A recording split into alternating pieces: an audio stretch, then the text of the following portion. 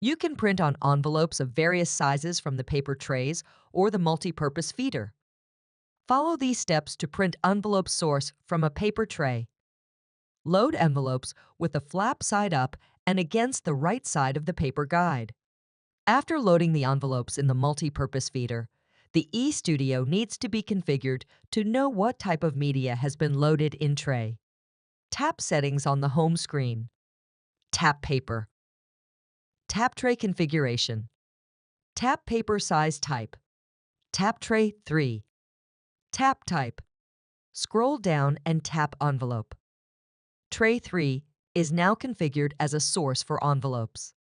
To print envelopes, click the Paper, Finishing tab in the Printing Preferences dialog box. Under Paper, Paper Size, select Envelope 10 from the drop-down menu. Under Paper Type, confirm the Use Printer settings is selected. Also, confirm that Paper Source Tray is set to automatically select. Then click OK. Click Print to begin printing on envelopes. Note, the image shows the Print dialog window for envelopes created in Microsoft Word 2016.